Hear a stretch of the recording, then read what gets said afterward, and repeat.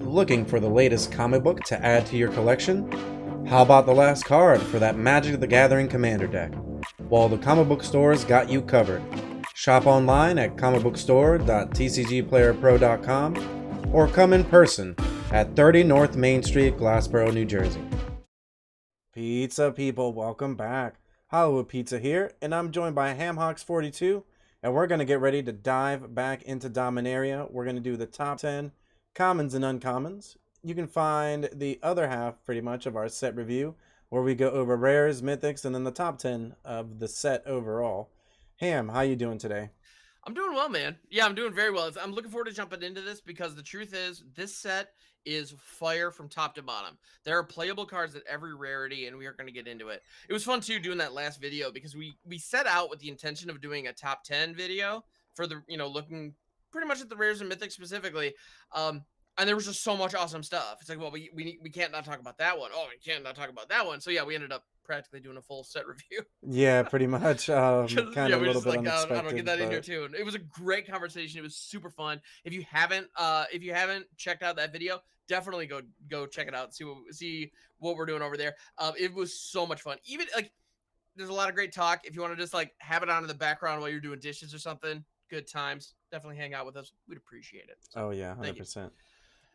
But yeah, for this one, we're just mostly going to go over essentially the rest of the cards that we think are going to be playable because for commons and uncommons, there's actually not that many really like playable commons and uncommons like we've seen some of the past sets. In all honesty, I feel like the rares and mythics definitely shine a lot more in Yeah, this set than. I mean, in limited, it's going to be a little bit different. Where yeah, there's a ton of good commons and uncommons, but for constructed sake, I think that there's almost just like a real like straight up 10 of each commons and uncommons that are probably going to get played. totally. Well, and you are correct in that like Wizards has clearly identified the elements that really move the needle on making a card playable in standard, and they tend to bump them up in the rarities to make them in the more desirable spots. Makes sense. Can't blame them. They're doing their job. But there is still some good stuff to be found at the lower rarities if you're looking. So yeah, we're gonna weed through that. And yes, we're gonna be looking kind of through the lens of constructed. That's definitely the first and foremost because there's some limited stuff that well, we all know that like it's fun watching like streamers or watching YouTube videos when the cards that get the constructed players excited and the cards that get the limited players excited are very different cards, and that's okay. But yeah, But yeah, for this one specifically, it's cards we're probably going to see in a constructed setting, mostly because a lot of the channel is built around tournaments. We hmm do have limited videos every once in a while, but mostly it's around like the time when new sets come out. But yeah, there's a good amount of cards we can dive into, and let's go ahead and get started. You can find links below as well in the description to all of our content. Be greatly appreciated if you checked out all the links down there, including our 3 tournaments a month that are free to play with cash prizes. So definitely get in on that. All right, so first up here, number 10 for the commons, we actually have a cycle. That's right, it's the land cycle. These pretty much are all. We have the allied and the enemy colors, so we all have all 10 here. And they actually have the basic land types printed on them. So for the first time at common, pretty much, we get tap lands that you can go find with any specific card that puts like plains card, island card, mountain card into play. Hammer, these are pretty exciting, right? For Pauper and kind of just like kitchen table overall, right? Just like a good time, honestly. yeah. Pauper decks as well as budget decks, especially if you are if you're working with a budget, you don't have a lot of the big expensive triumphs, for example. But you still like the domain mechanic and want to take advantage of some cards like Leyline Binding, for example, that really cares about domain. Well, these little guys at common give you 2 land types on 1 card. That's huge. I also find it fascinating that the difference between these cards, which will in all likelihood be 15, maybe 20-cent bulk commons, you know, um, are going to be the only difference between that and like a $3,000 dual land that was printed in the 90s from a mechanical perspective is that it enters tapped. That's it. That's the only difference. Granted, that's a big difference, but Still still. taps for mana. It still has for Still both gives you mana. the basic land type that you need for They're fetchable as well if you have your fetch tribal lands, or flames, I your mean, guys might that we'll talk about here in a few. like it's. Um, I gotta say, these lands are like shockingly good. Like it doesn't. It may not sound like it's a big deal that the types are on there, but it is. You know, we got the snowlands from Kaldheim that I believe were an uncommon that had, or no, they were commons as well, that were dual with the types. And mhm. these are just non-snow version of the same thing. I think, you know, if you're a budget player and you want a good consistent mana base, these are going to be a really valuable tool. Yeah, I just think they're great for Pauper. Like you said, great for budget, and just solid cards overall. I mean, like you could see these somewhere in standard. Like let's say, I think that eventually we may see them in standard, considering that the triumphs will cycle out, Hmm. and this set will actually be the set that'll be in next rotation.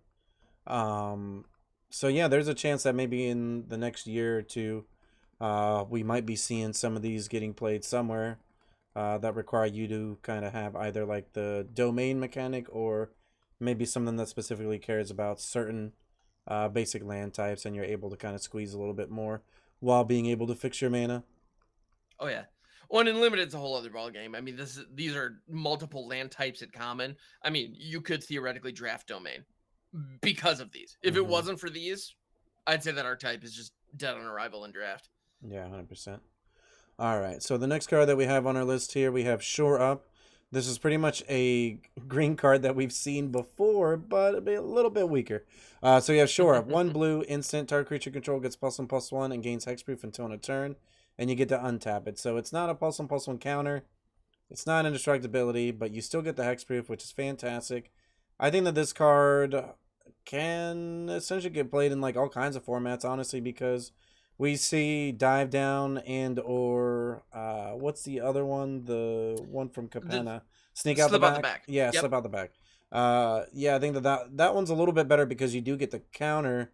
Now, granted, you have to phase the card out, so sometimes maybe like your block might not line Hmm. up depending on how your opponent tries to play against you. But um, I think Shore Up's great. 1 mana, pretty much a counter spell. Uh, like I said, normally you see this effect in green, but seeing it in blue, uh, could end up seeing like some mono blue or like like a tempo style deck. Absolutely. Yeah, tempo situations, the ability to protect your stuff is key. Like hexproof is a big deal, even temporarily. And the detail about this card that I think a lot of people are overlooking, because and I know I often forget about it, and I think that's ultimately what makes it so powerful. People will forget that this is a mode on this. The fact that it untaps Oh the yeah, target, that's a big deal. You can go in for an attack, and your opponent might think, "Wait a minute, they just left themselves open for a lethal crackback," but you didn't. And that and could be it'll a have very valuable hexproof, trick. which will Mhm, be like huge, right? Like if they don't plan, if they had sorcery speed removal, mhm. and yeah, they just tried to come in, maybe they tap out trying to play their creature, and then yeah, instead they just get blown out Yeah, if you by get pretty creative with much a this one card, you mana can do some spell yeah, you can do some really good stuff with it. So for I think it's sure. cool. This is a really cool trick. You know, again, it common, instant, one blue. Like you're saying, tempo style decks that want to stick a threat early and just beat face, like this can help protect that beautifully and keep it in the game. Maybe get some key blocks. Like good stuff. Just Yeah, good there's stuff. definitely some Yeah. cards even on the list, both of these commons and uncommons that we'll talk about that'll could end up uh, taking advantage of like a shore up. So our next card here we have Yavimaya Steel Crusher, a colorless and a red for a 2/2 ape warrior with enlist. So whenever it attacks, you can tap non-attacking creature control without summoning sickness. When you do, you add its power to this creature's power until end of turn, and then you can pay a color, sacrifice it to destroy an artifact. So overall, I think that this card can slot in the curve. It's a 2-drop. It gets a little bit bigger on the face, so it can trade up, and then on top of that, the utility of being able to sacrifice it at any point in the game as long as you have a colorless available, and to destroy another artifact. Well, I think that's pretty good, right? Yeah, absolutely. I mean, we've seen this style effect with some other colors as well. We have like the Outland Liberator in green, Mm-hmm. that does something similar. We also have Cathar Commando in white that does something similar, being like Yeah. 2 drops that you can sacrifice to destroy artifacts and enchantments. Having a disenchant just locked and loaded, ready to go, is kind of a big deal. You know, we have Arcane Bombardment starting around. We have various sagas that are just doing crazy things out there right now. So being able to deal with those, It's pretty great. Now, granted, Yabamaya Steel Crusher only hits artifacts, so never mind. Like, but It hits which makes sense specific. because it's red. Yeah, it can hit But specific things. This still though, if there's like some equipment, hmm there are potentially going to be some artifacts. Considering that in the next couple sets, we're kind of dealing with a lot more artifact based stuff. So I think that right now it's mostly just like a really good utility threat where hmm you could see this card in the sideboard, but then it also smashes face. And then there's right. also a world where in a specific meta, it's like a main deck card in hmm aggressive red strategies. Oh, absolutely, and I think you're right. We are going to see some more artifacts coming. There's clearly artifact support. We saw it in Kamigawa. We see it in Dominaria, and just the themes of the next sets. We've talked about it Hmm. before, but the truth is, Brothers War and New Phyrexia, like, come on, there's going to be artifacts, no question. And we already right now we have some really great utility artifacts. We have Karn Silex that might be coming out of sideboards. We have some mana rocks that are shockingly efficient. I mean, we saw like last year we saw world champions playing the Celestis. It's still here. Granted that style of deck, maybe those mid range like Grixis and Izzet piles may not be. Those don't exist anymore. But at the same time, it's a good card and it Hmm. might find a home.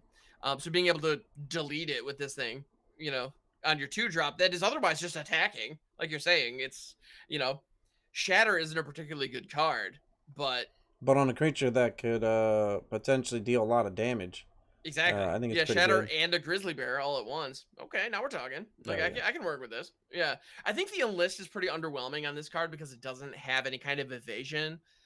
If this thing had trample or first strike, it really would have taken over the edge, but it probably would be an uncommon at that point. Um, Yeah, it'd be closer to uncommon or rare, mhm. especially if it had like a pretty relevant ability, like you're saying, like trample or Yeah, anything like that. If it had trample, it'd be a lot, I think, a lot higher higher. on the Yeah, list.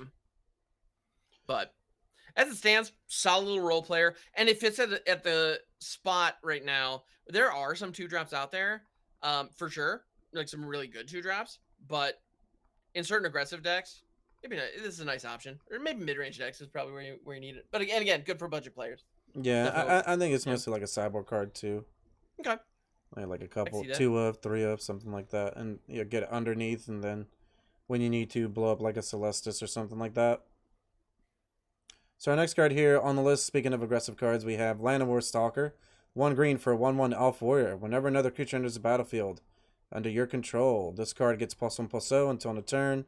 Yeah, just a solid little beater. I mean, for 1 mana, you can kind of get a lot going on, specifically to in older formats where you're able to maybe make a couple elves a turn, something like that. But in standard, I feel like this card is just going to be like potentially like another role player type aggressive card, right? Mm-hmm. Sometimes it's really good, and I mean, obviously, like as the game progresses, it gets a little bit worse if you're, especially if you're not consistently getting creatures on the battlefield. But maybe if you're making like tokens every turn off your planeswalkers, I mean, the stalker Mm-hmm. can get in there.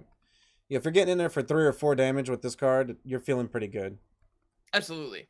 No, this looks to me like the kind of tool that can fit in decks that are generating tokens, like you're saying. Like this with rabble rousing could get really fun. We already have cards like the Devilish Valet, but that's a rare. Those kind of cards that really feed off of a lot of creatures entering. But Llanowar Stalker fits that mold quite nicely, while also being a 1-drop. And because it's an elf, I mean, we've seen elf tribal decks. We all know what elf tribal wants to do. They want to drop creatures that buff their creatures and produce mana so they can drop more creatures. Well, Creatures. with Llanowar Stalker, you drop it on 1. Turn 2, you start dropping your other elves that produce mana that produce elves. I mean, we've all seen that deck smash face for 20 on turn 3. Like it happens. Um, Llanowar Stalker might actually fit in something like that, and so maybe not in standard. I don't know that a standard elf deck is. I don't know that that's in the format at this point, I but think it's an okay 1 drop though. I mean, yeah, if you're following, could be like if quite you go solid. like Stalker into like 2 drop and then maybe play something maybe that produces a token or something like that. I mean, Mm-hmm. like it could get in there. It's kind of like it really reminds me of the Goblin that's totally like passing my mind right now. I play it in my red deck though. Founder Street Denizen. Founder Mm, Street cares about like your red creatures coming in, but this just only cares about creatures. So I mean, there's a chance that in like a beatdown strategy, you play this on 1, and then obviously this card rotated. But like, let's say you're in Explorer, maybe you just play Pack Leader, and then mm-hmm. you're slowly like coming in, or you're playing Groll, and you play this, and then follow it up with whatever 2-drop, and then on turn 3 you can play like a couple creatures, and then it's all of a sudden you're beaten down for quite a lot of damage. Hmm. Well, the other one that comes to my mind is there's the 2-drop Elf Lord that we have now. So Landmark Stalker hits on 1, that hits on 2, you're attacking with a 3/2 Mm-hmm. on turn 2. Like, And then your other stalkers can draw cards for 2 mana. exactly. I think if we see more support for elves in future sets and a standard elf deck becomes a thing, this is absolutely going to be part of it. I think it fits that Yeah, that one 100%. drop slot really well. So, yeah, I can absolutely see that. I don't know that I don't know that it's good enough to fit in some of the older formats, just because Historic and Explorer elves are pretty tight right now. Um, but at the same time, it's a good one drop elf. I mean, you can't count out good one drop elves. Yeah, 100%.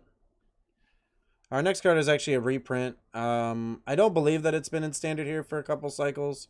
We have Essence Scatter, colorless and a blue. Counter target creature spell. So just a decent card for control decks. Sometimes you play in a sideboard, sometimes you play a main deck. Yeah, it's just the opposite of negate. Negate's Hmm. non-creature. This one's for creatures. So yeah, overall I think kind of just like an okay card. You could see it, you might not. It's a good card to have in standard, you Yeah, know. absolutely. I think, yeah, living in a world where Essence Scatter and Negate are both popular, I think we are going to see the number of those that are in the main deck versus the sideboard is going to be dictated by the meta. You know, that's really what it comes down to. If creature decks rule the day, Essence Scatter is absolutely going to be just a staple in control decks. Hmm. Like, everybody's gonna be running it. Like, and right now, actually, we already have a lot of really good 3-drops that Essence Scatter completely ices. You know, and your opponent's trying to play Graveyard Trespasser, which, let's be honest, a lot of our opponents are trying to play Graveyard Trespasser right now. This just shuts that down hard. Also hits Braids, which I know I've seen around a little bit. Um, yeah, it's good stuff. Doesn't hit Fable, doesn't hit your Lilianas, so those you still need your negates for those. But at the end of the day, if the threats are there, I'm specifically looking at like the 2 and 3 mana slot is Hmm. really where this comes in handy, because we have cancel variants in the format where they're like 1 blue counter target spell, where it's unrestricted and you can just hit anything. And then we also have cards like Spell Pierce still available too. So when you're analyzing a counter spell, you really want to make sure that the mana requirement and the targets it can hit line up effectively. Yep. Um, that's really important, and that's why, you know, you don't see cards like Syncopate very often, because yes, it has some flexibility, but in the late game, it's really lousy. You know, in the early game, it's great. Late game, not so much. Essence Scatter, though, it is cheap enough so you can hit it early if you have good targets for it in the early slots. But since it's just a hard counter, even if you're holding it late in the game, you can still hit a Titan of Yeah, Industry you're with you're this. always gonna counter the Or card, yeah, right? or if Like you're compared to like exactly. the pay more, pay 2 more, pay 3 Hmm. more. That's usually Yeah, not as good. yeah. So this it has more staying power late in the game. You know, your make disappears on turn 2 are awesome, but on turn 7 or 8, when your opponent's playing out the 3-drop that is top decks, make disappear does nothing. It's a dead Hmm. card in your hand, unless you have something to casualty. But even then, it's kind of a reach. Whereas Yeah, Essence Scatter, just 2 mana, get that thing out of here. So hundred good percent. stuff. Our next card here is, so we're getting into our top 5. Our next card here is one that you potentially might see in aggressive decks that specifically have domain, that we have talked about a little bit here, at least in the common side of it. So Gaia's Might, 1 green, instant. Target creature gets +1/+1 until end of turn for each basic land type among lands you control. Hammer for 1 green, it can be +5/+5 if you happen to have one of each of the basic land types out. I think it's a really strong card in the specific circumstances and in the right deck. Yes. That's the key. It's got to be in the right deck. If you have built your mana base with domain in mind, the floor on this thing is basically giant growth. And that's not bad. Like, you have 1 triome, this thing's a giant growth.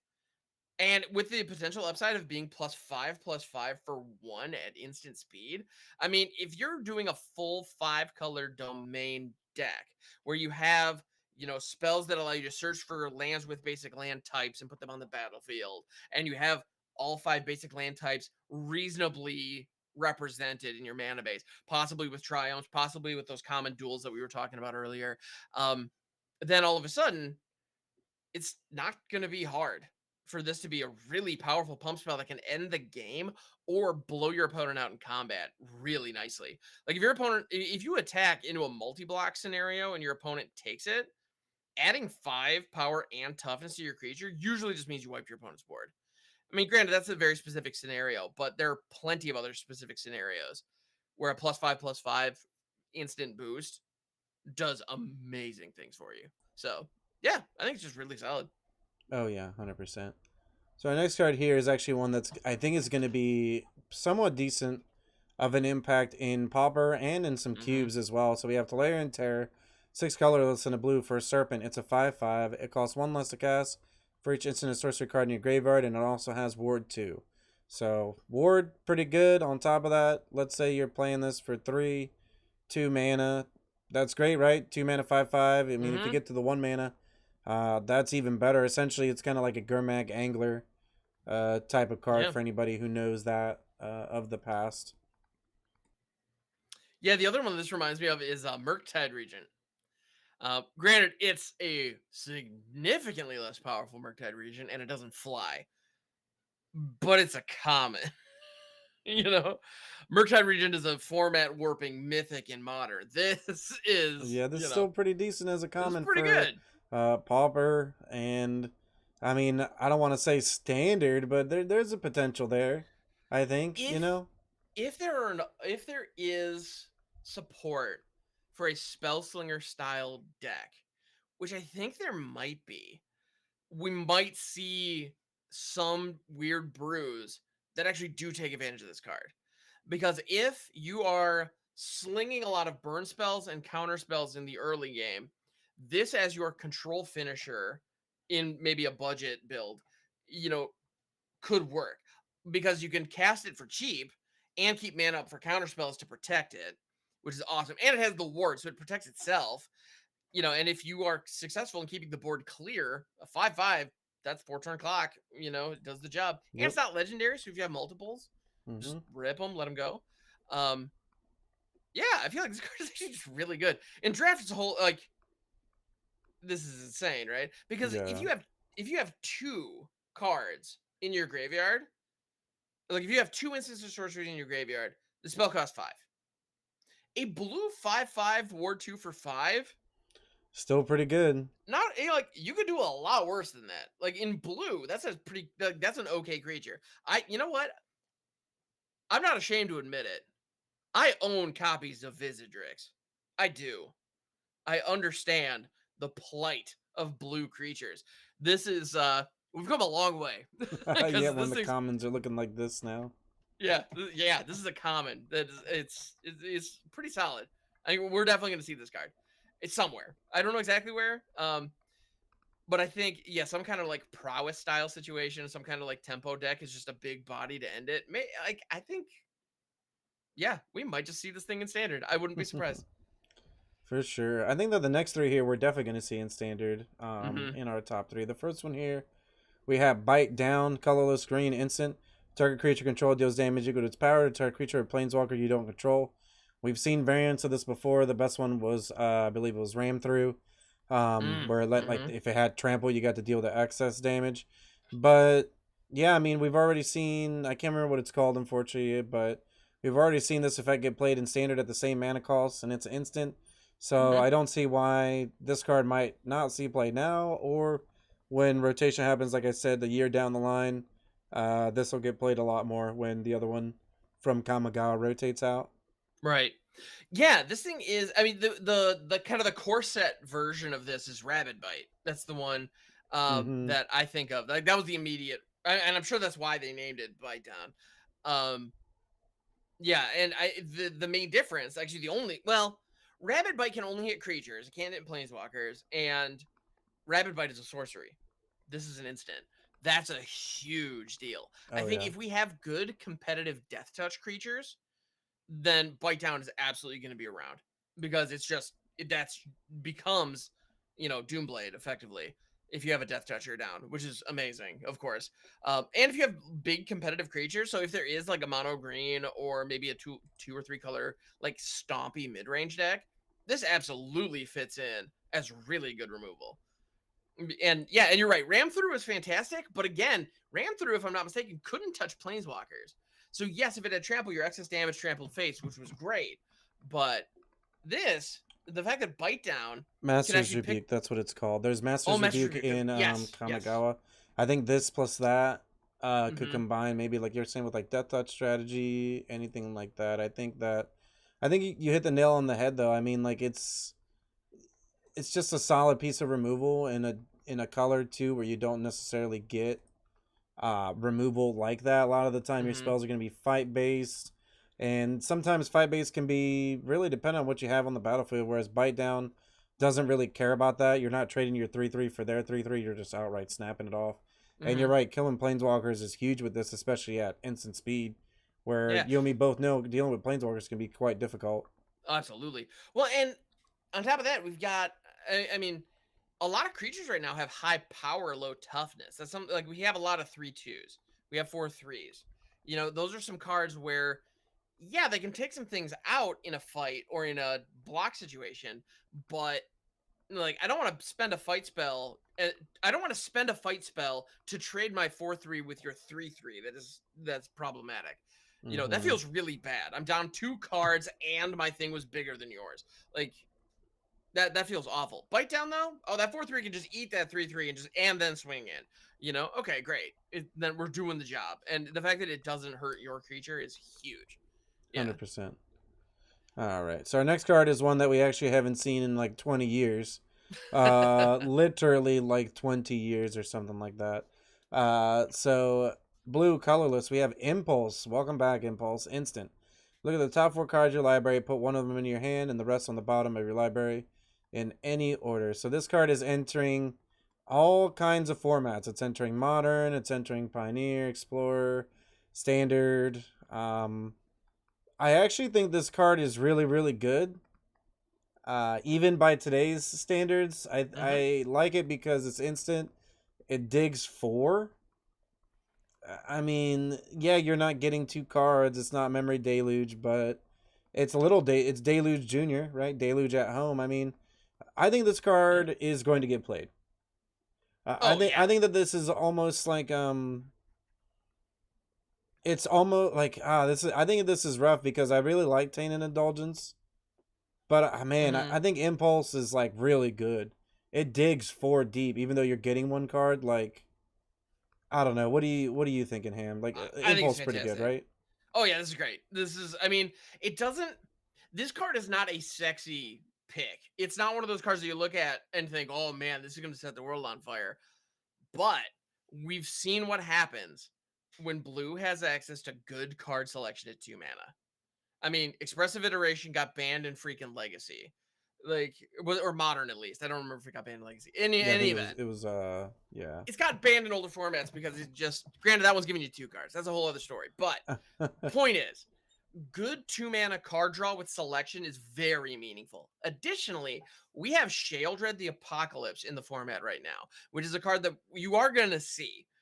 It's one of those things where I know I'm seeing it quite a bit on the ladder right now. I think part of that might be the honeymoon period because it's the new hotness that people are trying out, which is fine. No, that's a part of it.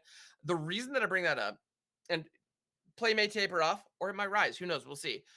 Impulse does not draw you a card. It puts the card in your hand. So it doesn't trigger Sheoldred. That's meaningful. So if you're digging for an answer to that specific threat, it doesn't punish you for doing so. So that's nice. But yeah, at the end of the day, instant speed, 4 cards. What more do you need? You know, it doesn't put the other cards in your graveyard. That's the only thing I would have wanted. But at the end of the day, you can only be so picky. But in a world where curate or strategic planning are even playable in certain situations, impulse is just fantastic. Like it just immediately Yeah, surpasses those. this Yeah. definitely helps fix like control decks. It helps fix Hmm. like combo decks. Yeah, exactly like you're saying. Like it's no expressive because expressive, you saw 3 and you potentially could get 2 of those cards. Yeah, that was Impulse, a no matter what, little, gets but 1. But hmm yeah, digging 4 cards deep is huge. oh yeah. So our next card here, we have our number 1 common. We have Lightning Strike. It's a reprint as well. 1 colorless and a red instant. It deals 3 damage to any target. So Hammer, this card is just phenomenal. You and me both know we've seen Lightning Strike type of effects show up here in and out of standard the last like 3 years or something like that. I think we haven't had lightning Mm-hmm. strike since like, ooh, I don't even. I'm trying to think since like maybe Kanzatark here. I think Kanzatark Uh, here was the last time we had a lightning strike, right? actually, Or Lightning Strike was an Ixalan, Ixalan. It was an Ixalan. Ixalan, yeah. Yeah. So it has been like 4 years or something. Since Arena's been on, uh, since Arena's existed. Pretty much we haven't seen lightning strike. But it's back, and yeah, this card's gonna get played. I mean Oh that's yeah. that's really all there is to say. I mean, Bottom it's gonna line, get played in aggressive yeah. decks. It's gonna get played in control decks. Yeah.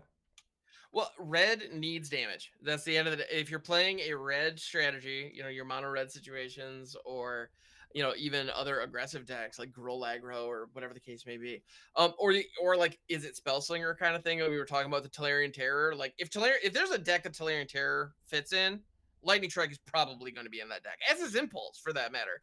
Um, I think Lightning Strike. It's the fact that it's 3 damage to any targeted instant speed. I can't think of anyone who plays Magic who would not be more than happy to pay 2 mana for that. Oh yeah. Yeah, Lightning Bolt is so good they could double its cost and it's still a great spell. Yeah. That's like such a good way to put it. I Yeah. love it. But yeah, that wraps up our commons. So that's our top 10 commons. We had the land cycle, the shore up, Yavimai, Steel Crusher, Land of War Stalker, Essence Scatter, Gaia's Might, Tolarian Terror, Bite Down, Impulse, and Lightning Strike. So uncommons, jumping right into it. Our 10th uncommon, we got Electrostatic Infantry. Colorless red, 1/2 with trample. It's a dwarf wizard. Whenever you cast an instant or sorcery, it gets a +1/+1 counter placed on it.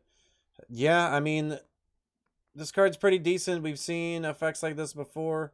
It also has trample. I don't know if I mentioned that, but we've seen effects like this before on like Sprite Dragon. Sprite Dragon obviously has better evasion because it's flying, but at the same time, I mean, this card has 1 extra toughness. Trample's still pretty decent, and on Hmm. on top of that, this is kind of like it's not just prowess. I mean, it's actually getting the +1/+1 counter, right? Oh yeah. Yeah, that's the thing. The fact, like, if this was, you took this exact same card, and instead of a +1/+1 counter, it was prowess, I'd say it's like, that's fine. There's some decks that can use this. The fact that it puts the counter on it, that's a big deal. Because in the early game, I mean, you're in a situation where in the early game, this is going to be able to chip in for a little bit of damage. Okay, great. But it's going to scale so well throughout the course of the game if you have a critical mass of instants and sorceries in your deck.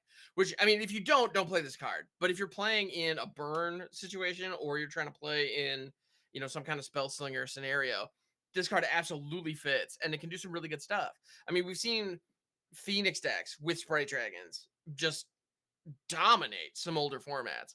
Granted, those decks have opt and consider and, a number of other tools. I mean, even in some formats you have brainstorm, which is a whole other thing, but I mean, at the end of the day, this card is doing the same thing. It's providing persistent uh, pressure just for you casting spells, and you're going to be casting spells. So, and we're also in a standard where we have shore up. This could be a great shore up target if you're doing some kind of is it tempo situation. Like that could be devastating, I think.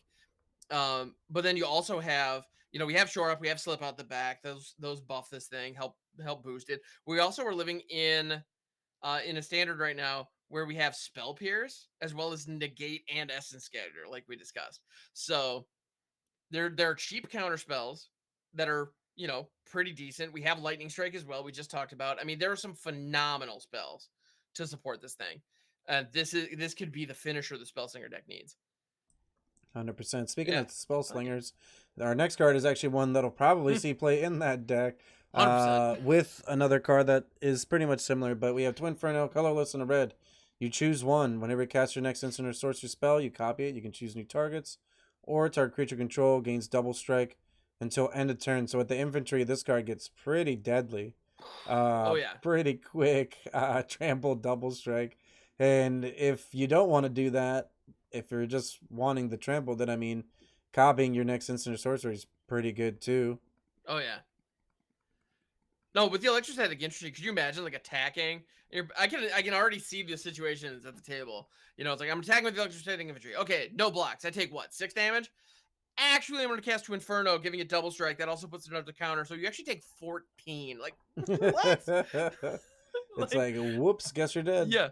Yeah, I guess that's it. Okay, good game. Like, I mean, the fact that this card can copy spells and it's not restricted, so you can copy any instant or sorcery for only 2 mana in a single color. Like that is very useful, especially in like weird combo decks. So like, don't forget that. But the fact that you can also then give a creature double strike, where we have the electrostatic infantry, we have the Tolarian terror, like we have some big creatures that can fit in those Spellslinger decks. So I mean, it would not be hard at all to have a single deck that wants both of those effects, depending on the scenario on board, and you get the flexibility all in one card. I'm intrigued by this thing.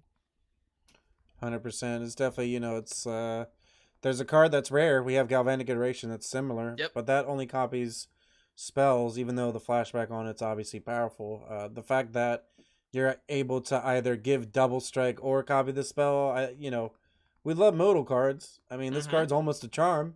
It just needs like one more Almost. ability on it, and it's like a charm. I Create a think it's treasure pretty token. good. That was the third one. Come on, Wizards. Where's that one? Where's Um, that? uh, Anyway.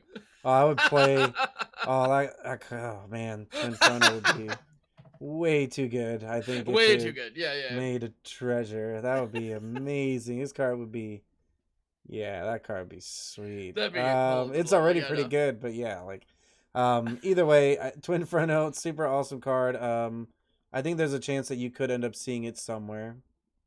All right, our next card here, we have a card that essentially we kind of talked a little bit about Bite Down. Well, we got one here that might be a little bit better than Bite Down, but it's still a fight spell. We have Tail Swipe. 1 green instant. Choose a creature you control and target creature you don't control. If you cast a spell during your main phase, the creature you control gets +1/+1 until a turn. Then those creatures fight each other. This card reminds me of like a Dramoka's Command Hmm. for 1 mana. Like, yeah, you don't get the +1/+1 counter, but I mean, +1/+1 in fighting's pretty good. Also, at instant speed, you can still fight if you need to. Yeah, I mean, this isn't Blizzard Brawl, but it's not bad. I mean, I could see this card main deck, or, I'm not sure if like the Master's Rebuke or the Bite Down is kind of just a better option than Tail Swipe. What are you thinking? I think it depends. It kind of depends on what situation you're in. There are some decks that do genuinely prefer fighting over the bite effects, where the damage only goes one way. Generally, just one for one, the bite effects are stronger. But um, every now and then, there are creatures who will where that'll have abilities trigger when they're dealt damage. I don't believe we have any in standard right now, but it's kind of appropriate that there's a dinosaur on the artwork for this, because Enrage was one of the mechanics in Ixalan where all the dinosaurs wanted to get hit to do stuff. And Tailswipe enables that kind of strategy really well, which is fun. Oh Um, yeah, definitely. that's neat. Also, like any decks with, I mean, this is a known thing in Historic, but Phyrexian Obliterator, I want this in my Phyrexian Obliterator decks, but it's a fight spell. I want all the fight spells in that deck. Um, this thing, it's efficient. It's good. I think it is a good replacement for Blizzard Brawl that is a little toned down. Blizzard Brawl was a house. That card was insane.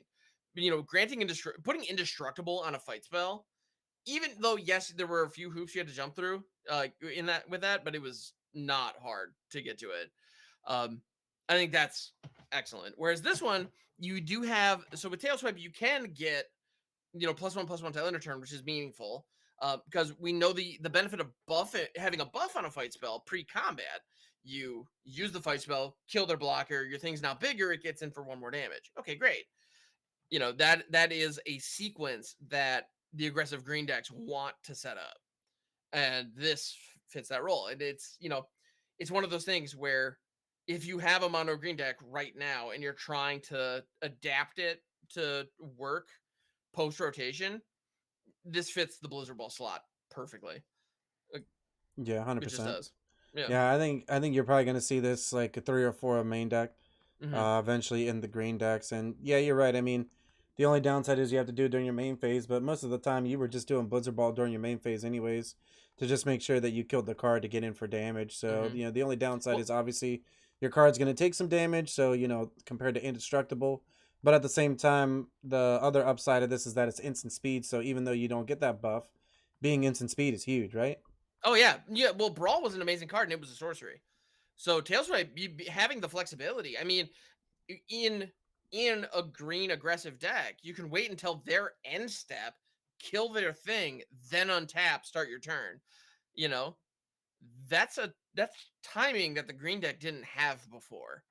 That's kind of cool. So I like it. Hmm. All right, so our next card here, we have Relic of Legends, 3 colorless artifact. Tap. Add 1 mana of any color, or you can tap an untapped legendary creature control to also add 1 mana of any color. What I really like about this mana rock is that essentially it not only ramps you for 1, but if you have other creatures on the battlefield, it ramps you for a lot more. And on Oh top yeah. of that, you can kind of chain a lot of spells out. I know you mentioned Joda Hmm. off the video. Yes. And that seems pretty good. I mean, you cascade and then you cascade and then you cascade yet again. Am I right? Yeah. Well, and that's exactly it. The key here is that it says tap and untap legendary creature you control. It does not say legendary creatures you control gain tap add 1 mana of any color. The reason that I specify that syntax being so important is you can tap legendary creatures the turn they come into play to get this mana. So in a Joda style deck, where and that's really the deck that wants this thing, and in order for this to be really successful, you want a critical mass of legends in your deck. And so I mentioned the Joda deck just because you have access to all 5 colors. You can build it a ton of different ways, where you have a different suite of legends that you're kind of trying to cascade into and set up on the board. And in any event, as long as those legendary permanents that you're tutoring up or cascading into are creatures. So you throw Joda, you throw some other legend, you can tap Joda and this other legend for mana. You cascade into something else that you can also tap for mana. You have another cheap, legendary creature in your hand. You throw that, it cascades into something else. You tap both of them for mana that you can use for some other thing.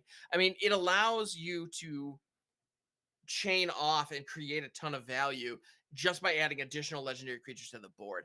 This is actually an effect that we saw on Asika.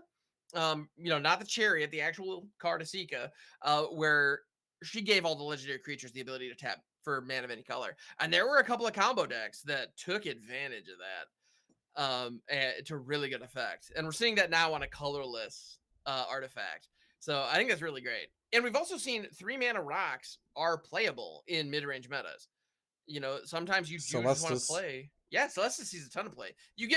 Well, and that's a great example. Celestis and Relic of Legends both fit that 3-drop mana rock spot, but they give you something else. In the case of Celestis, you get that night day life gain looting ability, which is very valuable over the course of the game.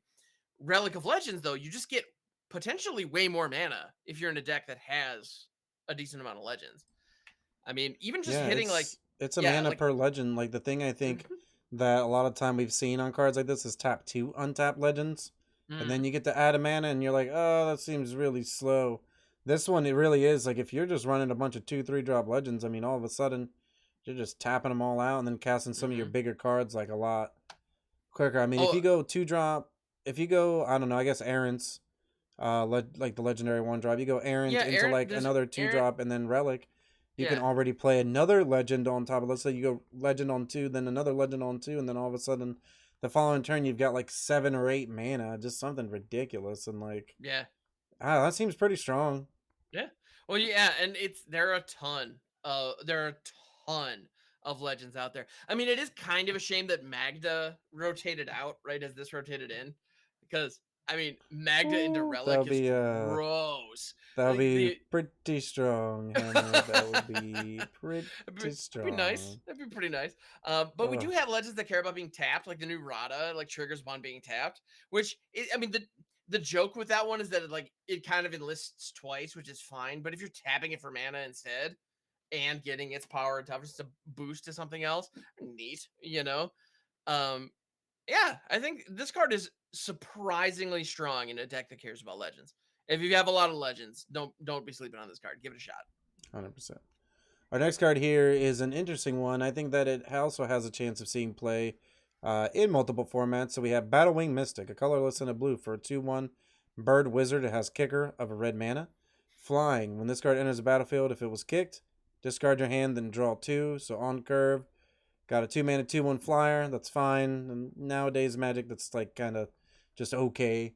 But the added ability of being able to essentially draw 2, especially if you have like 1 or 2 cards that you don't really like, or if you just completely have an empty hand for 3 mana, you're drawing 2 cards and getting a 2/1 flyer.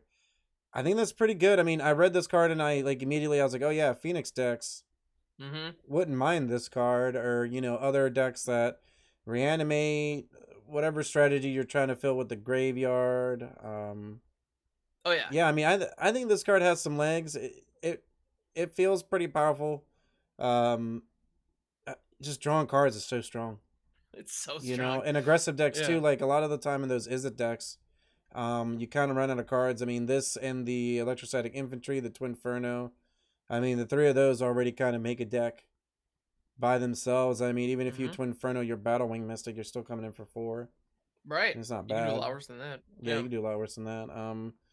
What do you think about this one? I think it's a good card, right? Yeah. We have it this high on our list, so obviously, I think it's a good card. But what are your opinions on it in terms of where you think you could see it? I think those. I think you're dead on there. Being able to discard your hand, is one of those abilities that it reads poorly. Discarding your hand to draw a couple cards does not sound good, but it plays really well. That's something I've seen a couple of times. I've actually used cards like Ogrehead Helm or the Ox of Agonis, that have similar effects where you discard your whole hand and then draw something. In those cases, I think it's 3 cards, which is of course a little better than 2, but those cards are also a lot more expensive than Battlewing Mystic mana wise. So I think that's really solid. Um if like an Azorius Flyers deck becomes a thing, I can see splashing red to be able to hit that kicker. Because the Azorius Flyers deck is a great example of one that just empties its hand onto the board very fast. You're playing a lot of 1s and 2 drops, and before you know it, your hand is empty. Well, Yeah, you kick this thing, you get a 2/1 for 3 that fits on theme with everything you got, and potentially getting buffed by your, you know, Empyrean Eagles and whatnot. Um, and then you draw 2 fresh cards. That actually, like, that could be a big deal. That could be a game changer. Yeah, I think this card is stronger than it looks at first glance for sure. And I think there are a lot of cool applications. It's also a bird wizard, which are 2 relevant types. Just throwing yeah. that out there. I like it. I was a fan of it. First time I read it, I was like, yeah, it seemed pretty good. Um, yeah, it's a card in the right deck. I mean, just like we're talking about in the right deck, you're usually just drawing 2 cards straight up, Hmm. for 3 mana. Which doesn't seem that powerful, but in reality, I mean, in the decks that you want this, that's really really strong. Yeah. Being able to kind of just like rebound and keep the game going. Yeah. Well, and there's a card that I've been wanting to build around in standard for a long time that just has like 0 support right now. It was for one of the Innistrad blocks. I believe it was called Winged Portent. It's a card that for 3 mana you draw cards equal to the number of creatures with flying you control, or something. It's 3 or 6. Oh, it has like It has cleave. it has a cleave on Yeah, it it. has a It's cleave. Yeah. it's one of those where you just read it and you're just like, why are you here? Like what? Like that deck doesn't exist. It just, like the Flyers deck isn't a thing right now. But as these little pieces come together, maybe we can make it a thing. And I can see Battlewing Mystic as a part of that. 100%. Our next card here, so we're hitting the top 5. Our next card here is one that I got really, really excited about when we first saw it on the spoiler, and I think it's still really powerful. It mostly just kind of fits into like a few type of strategies, but we have Lagomos, Hand of Hatred, colorless, black-red for a 1/3 human shaman. At the beginning of combat on your turn, create a 2/1 red elemental creature token with trample and haste. Sacrifice it at the beginning next end step. Tap. Search your library for a card, put in your hand, shuffle. Activate if 5 or more creatures die this turn. Ham, I still think this card's pretty messed up, but even when I read it now, I'm like, yeah, it seems pretty strong. Oh yeah. Um, Maybe it's like a little bit too slow and not that over the top, but you're getting a lot for 3 mana, and you and me both know in these sacrifice decks, or we talked about it when we first saw the card and we got previewed. You do meat hook, Mm-hmm. here or there, and then sacrifice some things here or there, and before you know it, kind of go a little bit crazy, and then you get to go look for a card.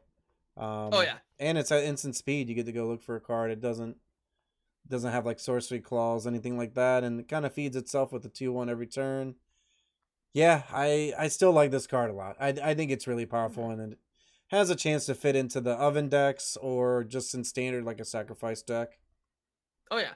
I think this could this could open the door for a sacrifice deck to be viable in standard in a way that I think very few other cards can, because this it does two things that the sac deck wants. It gives you an expendable body every single turn that you can come crashing in with, even as soon as turn 3. Like the turn Lagomos comes into play. If it's pre-combat when you cast him, you will get that elemental. Like, so you're already crashing in for 2 damage on turn 3, regardless of anything else. I mean, that's not bad. And then on top of that, if the elemental survives combat or you don't attack with it because you want to take advantage of it, you get to sacrifice it to something post combat. So that's nice. You get, and you get another one the next turn. So that alone, I think, is worth the price of admission. Like there's the card from New Capenna, the Grixis card. The name's escaping me, but it's a rare, and it produces like a 1/1 ping devil every turn if you don't control another Oh devil. yeah, I remember that card. I don't know Yeah, what the name is, but yeah, I don't we remember it's pretty forgettable yeah. because I don't think it doesn't really work that well. But I remember thinking, oh, this gives me a body I can sacrifice every turn. I can work with that, and it just wasn't there. This, however, it's cheaper and the body's bigger, so, and you get it every single turn, regardless of any other conditions on the board. Yeah, I So mean like it's it's pretty pretty much good. just like a 3 mana 3/4 Yeah, type of stats and between two bodies every single turn. I mean, you're right. Like you can use that 2/1 at like your disposal, or no matter what, you're crashing in and you're making another one. yeah, and I mean this alongside like this in a deck with a bunch of decay zombies or like Jadar, and do you think like I'm wondering if maybe there's like a Grixis like Lagomos Poppet Stitcher deck where you can create a whole bunch of tokens that all die quickly and then activate the tap ability to get some kind of combo piece. I don't know. I mean, that's pretty jank territory, but I feel like there's something there because, and I think that's the kind of thing you need to do if you're going to be activating that tap ability. Like the hurdle that you need to clear to activate that is really high. Like 5 creatures dying on one turn is difficult to pull off. Not impossible, but difficult. So yes, you do get a demonic tutor on a tap ability, but you gotta earn it. Like it almost feels like a planeswalker alt, where it's like the card is, you have to judge the card on whether or not it's going to be good, whether or not you hit that. But if you do, awesome. I think it's gonna be doable with the Anvil decks, me hook. I think you're because it's not just your creatures. I mean it's your hmm opponent's creatures too. So yeah, I think this card's real doable. I feel like everything on this card's pretty realistic, and I think that you'll see it somewhere as like a 2 of. I hmm don't think you want more than 2 because 3 seems excessive. You're not really like, I guess if you really need to trigger Lagomos, you can play your second copy, and then that That is copy one creature dies. dying. Yeah, that's Yeah. one creature dying. So if you really need it that bad, but I think most of the time you'll see this like a 2 of. 1 to 2 of in like the sacrifice decks, and in standard, I mean, yeah, there could be a chance maybe you play 3 of, knowing that your first one's probably gonna die. Yeah, as of this recording, so as we're recording this, Dominaria has been live on Arena for a couple days now, and I can say right now, on the ladder in Platinum, I have gone up against people running Lagomos. I have gone up against that card, so we're not the only ones who think there's something here. I wanted So, it to be like pretty close to 1, but mhm. I reserved myself mostly because we were pretty hype about Obnixilus, and Obnixilus ended up uh Yeah, not being a number 1 card. true, true. It's true. We did But kind of eat a little bit of crow on that one, but at the same but time, Lagomos fits into the Obdex nicely. yeah, Just Lagamo's yeah, still gonna be in that same type of deck. same deck. Yeah. Our next card is actually an interesting one. It has the potential to see play in multiple formats as well. We have Urtai Scorn, 2 blue and a colorless instant. This spell costs a blue less to cast. If an opponent casts 2 or more spells this turn, counter target spell. So yeah, I mean against aggressive decks, so decks that are trying to cast multiple spells, this is just a 2 mana counter spell. I mean, it's just counter hmm spell. I mean, I read it and I was like, yeah, it seemed pretty good. Yeah, totally. Well, and we've seen cancel, which is just one blue blue counter target spell. We've seen that be playable in plenty of metas. And at worst, that's what this card is. Mm-hmm. And at best, like you're saying, it's actually better than traditional counterspell because it's one generic in a blue. Counterspell's 2 blue. I mean, like, so if your opponent has cast 1 spell already, like, so Urtai Scorn is actually great in situations where your opponent, if your opponent has a low curve, like if your opponent's playing an aggressive deck, you're probably going to get a discount on this if you're patient and and time it right. But at the same time, if it's late in the game, like control decks are going to be running this all over. Because if it's late in the game, a 3-mana hard counter on any that can hit any target, sign me up. Like that's control players do. They just want this effect every time. Like they 100%. just do. Yeah, Yeah, 100%. It's tempo decks want this too. it's Like the you want to be cancel able the to disrupt. set. Like, It's not rare because obviously it's really not doing solid. anything too crazy, but the fact that there's some games, some instances where you're gonna probably pay this for 2 mana. I mean, yeah, Salt Cummins leaving. So we kind of don't really have too many good hard counters here at 3 mana. But I think that Urtai Scorn is going to be a card that you're going to see all over. And Ham's right. I mean, whether or not you're holding up 3 mana or 2 mana, this is a card that, watching your opponent hold their mana, this is a card you're going to have to be on the lookout for, knowing that, a lot of the time against counter spells, anyways, you're like trying to play one card to bait out the counter spell, and then you play your second Yes. one. And now you get blown out even harder, knowing that Urtai Scorn is going to be even more efficient. If you play your cards in the wrong order, if your opponent's like, do I want to spend the 3 mana to counter that, or what if they have a follow up that's even better, and then puts them in like this, still in like this weird awkward spot, but then it puts you in like this awkward spot where it's an interesting card. Both players have to like play it, right? Yeah. You know, you got to play around it. I can already see myself getting hit by this, because like you're saying, yeah, you play. It's very common if you're playing the mid-range strategy or the aggressive strategy. If you're going up against a control mage, where you throw your little 2-drop that you don't really care too much about. Like if I'm in a Rakdos or like a Jund situation, like, and I'm sitting on a Fable of the Mirror Breaker that I really want to resolve, I'm going to lead with my Blood Tithe Harvester and hope you counter that to tap out so I can hit my Fable. I can already see the moment when I'm seeing a blue and something else untapped on my opponent's side. Throw out the Blood Tithe Harvester. No pause.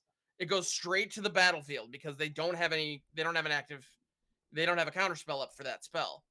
Sweet, no pause. I'm gonna rip my Fable real quick. Oh, and it gets countered. Like that situation is absolutely gonna happen. oh yeah, for And sure. yeah, Enterprise Scorn sets that up really nicely. I think it's cool. Also notable, Blitz, Flashback. There are a number of other like alternate casting costs do count as casting spells. So one of the things that Urtai Scorn does, as well as any other counter spell for like Essence Scatter, does a great job of this too. Tenacious Underdogs. Um, I would highly recommend holding up counter spells for Tenacious Underdogs. Your opponents hate having their Tenacious Underdog countered out of the graveyard, and Gotta that's pay the 2 life thing. for it. Gotta It's pay their two. whole They pay the turn. 2 life and 4 mana, and they Yep. just do nothing. Urtai Scorn is just a generically good counterspell in that regard. Essence Scatter, we talked about it earlier. Sorry for not mentioning that there. Like, that's a great way to blow that out because you see it coming. You can hold it up and just line it up, knock them down. It's beautiful. So anyway, Urtai Scorn I think is just rock solid. You're gonna see it. 100%. Yeah. Our next card here is actually one kind of a little bit on the opposite spectrum. We have a really good aggressive card. So we have Cult Conscripts. 1 black, 2/1 Skeleton Warrior. It enters the battlefield tap. Black and a colorless. Return this card from your graveyard to the battlefield. Activate only if a non-skeleton creature died under your control this turn.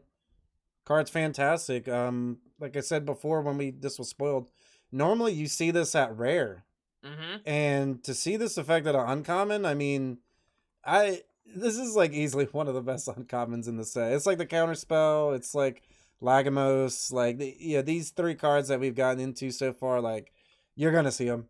There's no doubt about it. And Colt's Conscripts is just phenomenal. I've already seen it in a lot of mono black builds. You just keep smashing, it dies, or you kill something. Somehow you sacrifice one of your cards, anything like that, and then before you know it, you're getting the conscript back for a couple mana, and it doesn't go to your hand. It goes straight to the battlefield. And on top of that, this card can block. So even though it comes into play tap, the turn it comes down, either way, whether the alternate cost or the regular cost of the 1 black, I think it's still really good because you are always going to have a creature that's going to be around, essentially, that at least you hope so, right? Right. A lot of the time, maybe you're like, oh, upset because your big threat died, but you get the Cult Conscript back either way. I mean, I think this card's really good. I think it's going to get played. It fits into like the mono black strategy. It's pretty much solids all around, right? Oh yeah, totally. And it's high power for its mana cost. It's cheap, and like you say, this thing just refuses to stay dead. Like it just will not stay dead. So you can sacrifice it to casualty and not care. Like it opens all of that up. Um, it gives you an expendable body that you can do all kinds of stuff with. This fits in the exact same deck with Lagomos. It's in a deck that wants that 2/1 hasty sack body, this is another 2/1 sack body that you can recur repeatedly. Like I think it's great. The only thing that deck is missing right now in standard is a mana free sack outlet. We don't have a Viscera Seer or a Woe Strider or a Carrion Feeder. That's the one thing we're missing. Um, if we had something like that, then all of a sudden all of these setup pieces would be A lot more just dangerous. cash money. Oh yeah. Um, as it stands, they're still pretty darn good, and we can still do a lot of cool things with them. So I think, yeah, that thing reanimates itself. What's not to love? Yeah, 100%. The next card here on our list is actually, I think it's really good. I have it pretty high, because I really, really like the flexibility of this card. We have Tear Asunder, colorless and a green. It's an instant, and then it also has kicker, black, and a colorless. Exile target artifact or enchantment if the spell was kicked. Exile target non-land permanent instead. So for 2 mana, you get the exile troublesome artifact or enchantment, aka Fable of the Mirror Breaker. Mm-hmm. And Oh then yeah. for an additional black and a colorless later in the game, you get to exile anything, just anything that's not a land. I mean, this card's really good. I expect to see this card get played more later. We are seeing quite a bit, I think, of enchantment decks. I know on the ladder there's some more of the wedding invitation decks, right? Is that what it's Mm-hmm. called? There's more of that going on right now, and there's some Jukai Naturalist decks. So the front side of this for 2 mana can essentially be like a creature removal, or just get rid of a troublesome artifact or enchantment, and then like I said, later in the game, you're like, nice planeswalker. I guess that's just gone. Right. Yeah. Instant speed, 4 mana, destroy a thing or exile a thing. It's even better. I mean, Yeah, exile thing is good. we've seen cards like Utter End, or Anguished Unmaking. Vraska's Contempt, I think it was, right? Yes. Or Back in the yeah, day. Yep. Vraska's Contempt, I think can only target creatures. Is there another one that I'm Contempt, I missing? think, was planeswalkers or creatures, and you gain 2. It also was That's right. exile. So Yeah. this one is a little bit. It's better in the sense that you're getting rid of anything. Obviously, Hmm. the life gain sometimes was clutch, but I mean, being able to get rid of anything that's just not a planeswalker or a creature, I think it's phenomenal. Oh yeah. Yeah, and the card that this reminded me of the most, just like how when we looked at Tail Swipe, it's like, oh, this is kind of the new Blizzard Brawl. All right, I get it. With Terra Sunder, I looked at it and was like, oh, this is our new Binding the Old Gods. Because Binding the Old Gods was a saga that cost 2 black green. And chapter 1 was destroy target non-land permanent. So here we have with Terra Sunder at instant speed for 2 black green, destroy exile target non-land permanent. A little bit better than destroy. You get the exile. Neat. Instant speed is huge. But it's It's just instant so speed, exactly. important. So it's a little different, but it can fill the same spot on your curve. Um, yeah, and if you're going up against an opponent who is running enchantments, of which there are a lot. I mean, we do have the Jukai Naturalist decks. We have cards like Hallowed Haunting. Arcane Bombardment is still out there. It's one of those decks that isn't super popular, but man, you hate to get got by it. Because Yeah, I mean, if your yeah, opponent plays Celestis, you're on the draw. Your opponent blow it plays up. their third land, plays Celestis, you're just like Terra Sunder. Yeah. And then you just keep on your game plan or whatever. I mean, Hmm. I think it's a really good card. Like I said, it's high on this list, so I'm expecting to see it. I'm wondering whether or not it is more still of a cyborg type of card, but Hmm. that second mode on it, when you kick it, just being able to get rid of anything in play, I mean, that's just huge. Oh yeah. at instant speed. Like that's just I Well, think and this card's gonna get played for sure. and again, it's Exile. If you're, if whatever permanent they have down has indestructible, this doesn't care. Yeah, You I know. mean, I got a more realistic one for you. Like, you're on the draw, your opponent plays Wedding Invitation, or they play the Fable, and then you just play Mhm. this, and before they get the token off the Wedding Invitation, you get to exile it, and then yeah, they're gonna get the 2/2 from the Fable, but that card's ridiculous anyways. It At really least you is. get to exile it with the Terra Sunder, and they don't Well, get like the redraw or the mhm. actual, Mirror Breaker itself. Well, and the redraw, I think, I mean, the Mirror Breaker, the reflection of the Mirror Breaker is amazing, or the reflection of Kiki Jiki. That card's insane, whole other level busted. However, I think a lot of people run out. I know I do. Run out Fable of the Mirror Breaker on 3, thinking with a plan of already what they're gonna dump to that second chapter and hopes of drawing some fresh cards. If you can blow that up before they have an opportunity to do that, it can really knock people off their game plan. That's a big deal. So yeah, definitely take advantage of that. Like, do not like. It's easy to look at sagas and think, well, it's only going to be around for one, maybe two more turns. Is it really worth blowing up? Actually, Yeah, yeah, it a is. lot of the Yeah, time it is. that Chapter ultimate's 3 on like a sagas tend to be Planeswalker really ultimate. good. Yeah, Yeah, hundred exactly. percent. You definitely want to stop that, and Terra Sunder does that, like really, really well. I think, frankly, naturalize and disenchant style effects, I think, have been kind of disrespected as of late. But at the end of the day, 2 mana destroy target artifact or enchantment, that can do a lot of good for you. And just having the flexibility to go even bigger later is just perfect. Yeah, It's Exile's it's huge really good. too. Hmm. Yeah, a lot of good things to say about that card. So our number one uncommon, you probably know what it is by now because there's not really many playable uncommons left after we've already talked about these. But we have cut down, 1 black instant, destroy target creature with total power toughness 5 or less. So mostly like an unconditional removal spell in the early game against some of the lower body threats. As the game progresses, it gets a little bit worse, to a lot of worse, but yeah, this card's just mana efficient. 1 mana, you can blow up 2 drop, 3 drops. Hell, you can even blow up some 4 or 5 drops if they have, Hmm. they're like 1/4s. Looking at you, Rafine, at the 3 drop slot. Oh, hell Um, yeah. yeah, I think this card's really good. I think we all expected to see play, and it's already seeing quite a bit of play. Yeah, I mean, the drawback on it could be real, but at the same time, like I said in the early game, this card is just stupid, man, efficient, right? Hmm.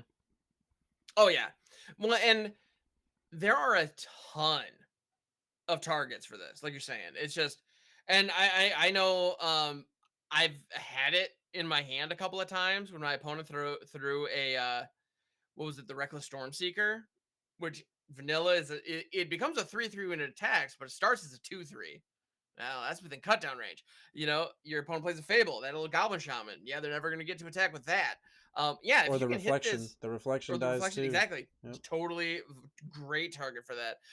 It is potentially a dead card in your hand in the late game, which is unfortunate. But I think there are enough small utility creatures that set up bigger plans later that cut down becomes really valuable. Any kind of mana dork, any kind of, like a lot of the lords at 2 drops. I don't know that tribal is necessarily going to be a thing, but like this can hit all of those. I mean, this card's just good. I mean, this is the comparison that I see a lot of people draw is with Fatal Push, and I think that's fair because it is a 1 mana destroy a thing with the restriction, just like Fatal Push. Yeah, this one's And almost like yeah, destroy target creature, mana value 3 or less.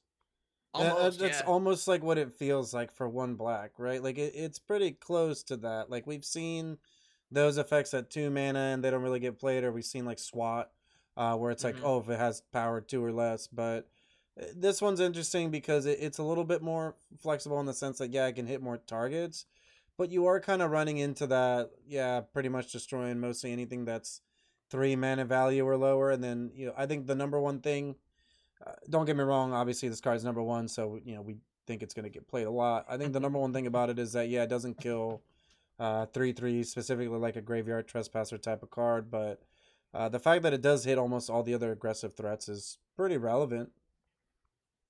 Oh yeah, absolutely. And also on Arena, one thing that I do want to point out that's just lovely. Um, the artist for this, Dominic Meyer, also did, or Mayer, I'm sure one. I hope one of those is correct. Also did the art for Cut Your Losses. So, um, I would highly recommend you look at those side by side. They're both lovely pieces that are very complementary, and they both involve cutting things. So there we go. Um, yeah, I did a keyword search for cut down, and both those cards popped up. I was like, wait a minute, and yeah, Nice. beautiful artwork. It's just great stuff. So just the cut cycle in standard is yeah, Dominic Mayer, phenomenal work. Yeah, but no, this card's great. Like Yeah, this it does card's the really thing. good. Yeah, Yeah, it's it gonna get bolts your played birds. It's control yeah. decks, mid range decks, aggro decks, the main deck, sideboard. This card's good. Hmm. You'll see it. You're gonna see it somewhere. That's really Hmm. about all we really had to say about Cutdown. Just a nice, efficient removal spell.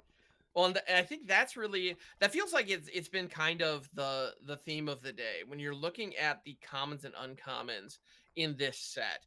There are a lot of really good role players in the especially those removal pieces that just help flesh out your deck and give you kind of those key interactions that you need to hold up, so your strategy can actually fire. We saw it with cut down, tear asunder, obviously, Urtai Scorn, uh, lightning strike for goodness sake. So there's some really good stuff here. I gotta say, all in all, I think they're bringing some good stuff to the set. Yeah, I agree. I think that overall, I think the set's going to be pretty decent in standard. I think that it's going to be a nice complement to the sets that are already here. And as you can see from even just like some of these commons and uncommons, I know we talked about most of the set not being as powerful as normal. I think that's still a really good thing. And it also means that you have a chance of seeing more cards played kind of like across all kinds of different decks because everything's kind of at about the same power level. And honestly, to me, that's the type of magic I like, where it takes more like the skill and you knowing the meta and you knowing the cards that are available, rather than just slamming some big flashy mythic that if you don't kill right now, you lose the game. But I really enjoy all these cards. I enjoy the flavor of this set. I can't speak highly enough more about this set. It really it has the feels almost of like the Neon Dynasty. I don't think it's Hmm. as good of a set as Neon Dynasty was, but I think that it has that nostalgia and flavor on top of having some pretty decent cards that fit right into specific strategies. Yeah. No, I definitely agree. I agree with all those points. And one thing that I think was kind of funny, I've heard some people say, because we didn't have a core set this year. Like last year, the Adventures in the Forgotten Realms kind of filled the core set slot, and you kind of got that vibe with some of the card designs. There were some very simple cards. They were kind of like Windrake style.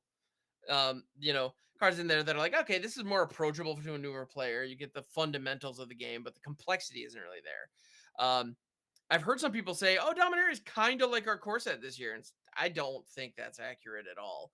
I think this set is very powerful, and it also is pretty complex. We're seeing some pretty unique abilities, some pretty unique interactions, and um, yeah, I think it's just you're right.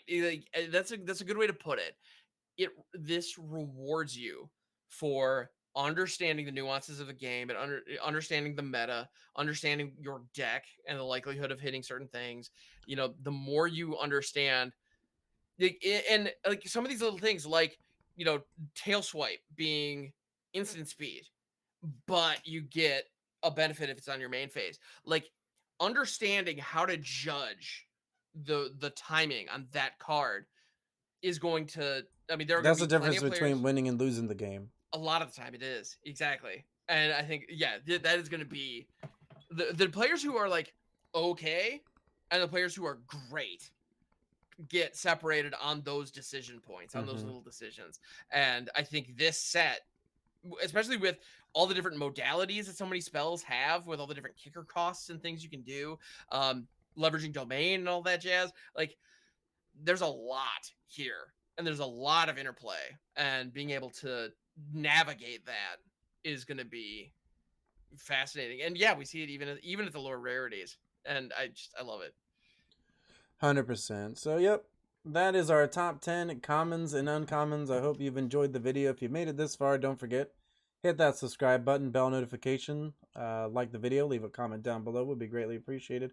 Especially your input on some more Dominaria stuff. If you'd like to talk about what you think your top commons or uncommons are, we'd be greatly appreciated, especially if we miss something that you enjoy.